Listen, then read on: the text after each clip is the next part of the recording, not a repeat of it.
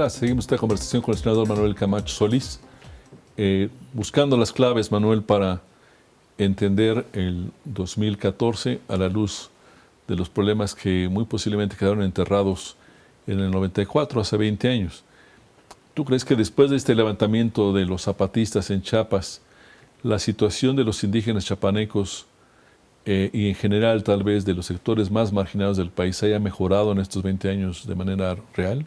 No, no ha mejorado. Ahí están los datos del Coneval, es decir, ni en Chiapas ni en el resto del país se redujo el número de personas en pobreza extrema.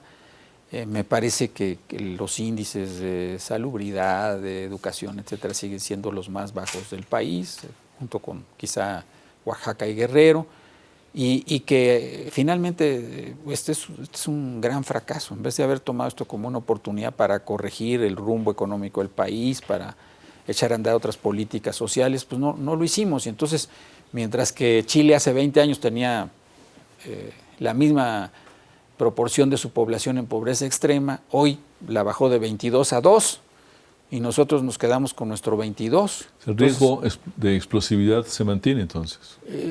La inconformidad sigue, o sea, para empezar, en el estado de Chiapas el EZLN sigue presente, se moviliza, no como riesgo armado, pues está rodeado por el ejército, seguramente no están pensando en eso, pero por todo el país han surgido brotes de movimientos que están confrontando a las instituciones y que si no tienen salidas, pues esto no va a funcionar. O sea, ponerle un tapón a los problemas sociales es siempre una mala solución. De hecho, las soluciones para los nuevos desafíos en materia social parecen cada vez más complejas. Estoy pensando en Michoacán, que tiene también su propia dinámica histórica, su propia dinámica de marginación. El tema de grupos armados es también muy antiguo.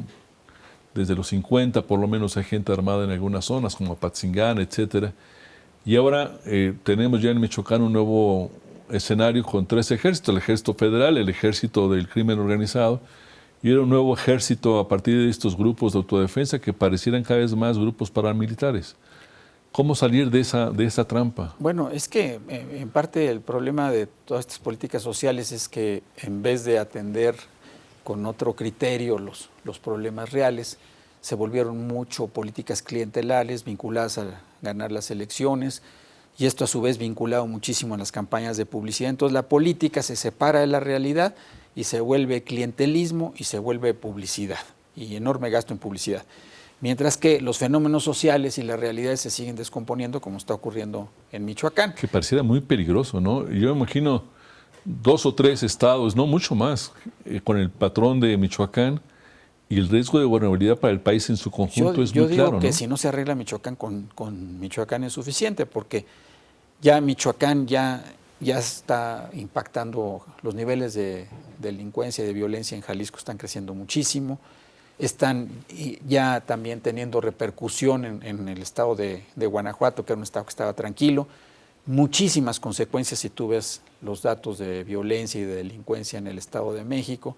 Entonces, estas cosas o se resuelven bien o siguen generando... De repente soy hablar de expresiones de la familia, cosas así, incluso en la Ciudad de México. Sí, entonces, digamos que el punto es cómo se resuelven estos problemas. Y ya se intentó la solución puramente policíaca y militar y ya se vio que no era suficiente y que no funcionó. Pues vivimos 6 años con esa estrategia y ahora no está claro cuál es la nueva estrategia. Y yo creo que se está cometiendo un error fundamental al pensar que es por esa vía que vas a controlar estos fenómenos. No los vas a controlar. O sea, lo que tienen que hacer, el punto central es cómo lograr la reconstitución de la autoridad estatal, local, etcétera, y cómo esa autoridad se organiza y se transforma para atender los nuevos problemas. O sea, los temas de seguridad en sí mismos pueden ser momentáneamente temas de contención, pero lo que no resuelve la estrategia militar es el tema institucional, y estos son como vasos comunicantes. En la medida en que la autoridad se debilita, crecen los movimientos ilegales, y al revés, ¿verdad? Entonces, ¿cómo se genera un proceso político y social, un proyecto también de desarrollo económico y social que acompañe las cosas en Michoacán para restablecer la confianza de la sociedad en la autoridad política? ¿Cuáles serían las claves fundamentales en tu visión para evitar que 94, que fue un año donde el país, creo yo, se asomó al precipicio, con varios eventos, no solamente con los zapatistas, se reproduzca en el 20 años después? ¿Cuáles son las salidas que definitivamente hay que ensayar? Creo que hay 3 o 4 cosas que son fundamentales. La primera es que el presidente de la República no caiga en la soberbia. Porque si el jefe del Estado cree que ya logró todo y que esto no son cosas importantes, etcétera, pues evidentemente todo se sigue deteriorando y entonces casi esto se vuelve una especie de tragedia griega, ¿no? O sea, creen que ya no tienen control, etcétera, y luego pues viene la reacción de la realidad. Ese es un punto central. La segunda es que es una mala receta cerrar las válvulas de la política. O sea, todo lo que puedes hacer para abrir las válvulas de la política te reduce automáticamente la violencia. Entonces, si en el 94 se hubiera hecho una reforma política a fondo, en el 93, pues las condiciones hubieran sido bastante mejores en el 94 de lo que fueron. Entonces, abrir la política en vez de cerrarla. Lo tercero es que hay que tener una idea muy clara de lo que es el Estado. Y entonces el Estado no es el presidente, el Estado son los poderes, el Estado es la protección de los derechos de los ciudadanos, es la separación de poderes, es la rendición de cuentas. Es decir, toda esa parte institucional, si no se le aprovecha, si no se le usa a favor, pues todo eso se pierde y lo que hace es reproducir un sistema autoritario que es el que también contribuye a generar la violencia. Luego, cuarto, es que en los temas económicos no hay que descuidarse, o sea, siempre son complicados en una economía tan abierta. Bastará con que aumenten las tasas de interés en Estados Unidos para que eso pueda provocar, aún con el tema del petróleo como lo logró el gobierno, salidas de capital. Entonces, me parece que el punto central es la mesura y darse cuenta de que un gobierno no es un año, no es una sola decisión, sino ver todo en una perspectiva y operar a favor de un proyecto que necesariamente tiene que ser incluyente, porque si no, el resto de los sectores o el resto de las gentes que estás confrontando, pues te van a combatir y tus posibilidades de triunfo van a ser menores. En el hoy por hoy, Emanuel, me da la impresión de que tus planteamientos se derivan básicamente no solamente de la reflexión histórica, sino de lo que ha pasado en los últimos meses con las reformas y cómo han sido procesadas en el Congreso, particularmente en el Senado. Cuando hablas del cierre de las válvulas de la política, de no endurecer el ejercicio de la política, ¿estás pensando en esto especialmente? ¿Cuál es tu reflexión sobre estas reformas? Sí, por ejemplo, o sea, yo entiendo que hay posiciones diferentes, ¿verdad?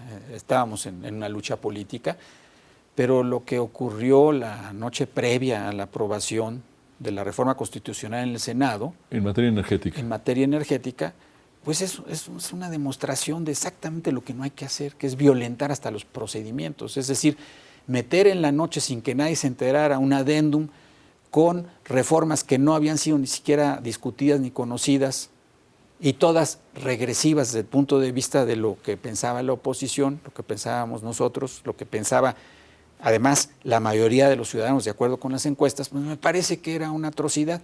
Lo que después hicieron en los congresos estatales, a matacaballo la aprobación, sin discusión, sin nada, lo único que le resta es seriedad al procedimiento y hace que la gente que no cree en las instituciones crea menos. Porque dice, bueno, esto ni siquiera respetan sus propias reglas. Todavía falta el tema de las reglamentarias, es decir, la reforma energética todavía requiere un proceso de política intenso. Pues sí, y si va a ser otra vez el mismo procedimiento, ya tenemos la mayoría PRI-PAN, por lo tanto vamos a empezar a imponer todo, pues esto se va a complicar más. Hay un tema, por ejemplo, que es el tipo de válvulas que uno dice, bueno, aprieten acá, abran por otro lado. O sea, hay en la Constitución la posibilidad de hacer una consulta popular. La izquierda estamos insistiendo en que haya una consulta sobre el tema de la reforma constitucional. Queremos que de esa manera se revoque la reforma que se ha hecho.